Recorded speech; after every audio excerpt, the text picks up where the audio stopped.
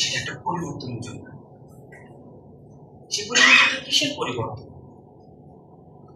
এটা বোঝার চেষ্টা করুন। আমার ছেলেপেলেরা, আমি ঢাকায় ছিলাম তখন, আই হ্যাভ সিন মাইসেলফ, ছেলেপেলেরা অকাতরে এই আমাদের যে আবু সাইদ, এই এক আবু সাইদকে আমরা দেখেছি প্রচুর ছেলেপেলেরা যায় আর সুস্বাস্থ্য করে দিয়েছে গুলি বর্ণ।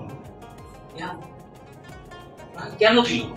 আমাদেরকে অনুধাবন করার চেষ্টা করতে হবে যে এরা কিসের জন্য এই ত্যাগটা করেছে। তাদের জীবন তো অমূল্য ছিল, তাদের জীবন তো মূল্যহীন ছিল না, তাদের ভবিষ্যৎ ছিল।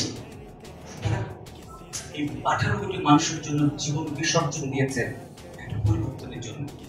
সেই পরিবর্তনটা কি কেবলমাত্র প্রফেসর ইউনূস? এক প্রফেসর ইউনূস এই পরিবর্তন আনতে পারবেন একদিনে? পাবেন না। আমাদের সকলকে এরপরে আমাদের সকলের ঐক্যবদ্ধভাবে দেশ গঠনের কথা চিন্তা করতে হবে।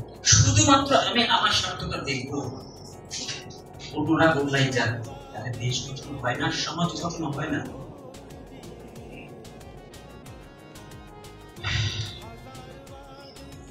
তোমার মোবাইল ফোন থেকে ক্যামেরাতে বারকোডটা দেখতে পারবা যে এটা জেনুইন কিনা। 3টা মাস সময় দেয় নাই আমাদের, বারকোড নকল করে ফেলছে।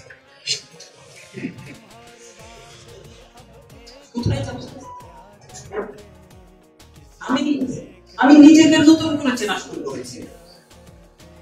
আমার এই চিন্তা, আমি যেটা বলছি যে আমি যে 7 মাস এই জিনিসটা শুনছি আর ভাবছি যে এই সমাজ ব্যবস্থাকে একদিনে পরিবর্তন করা যাবে না। এটা প্রতিটা মানুষের শপথ করতে হবে যে আমি আমাকে পরিবর্তন করি আগে, যে আমার প্রতিবেশী খারাপ কাজ করতেছে আগে আমি নিজে পরিবর্তন, কিন্তু আমাদের উল্টোটা হচ্ছে, আমি আমার নিজেরটা যাই করি না কারণ প্রতিবেশী কেন এটা করছে, এটা নিয়ে আমার অনেক প্রশ্ন। ভাই আজকে এই দিনে আমি খুবই সেন্সিটিভ। আমার ছেলেপেলেরা এখন আমি একটা ভিডিও দেখে বানাই, একটা না আরো আমি সবাইকে ভিডিওতে আপনাদের এখানে আনতে পারি না। স্ট্রেংথ নিয়ে আমরা এগিয়ে যেতে পারবো। আপনারা দয়া করে দেশকে যদি ভালোবাসেন, আপনার দেশ মাতৃকাকে যদি ভালোবাসেন, তাহলে এইটা মনে রাখবেন যে আপনার প্রতিটি কর্ম আপনার দেশের নামে লেখা হবে।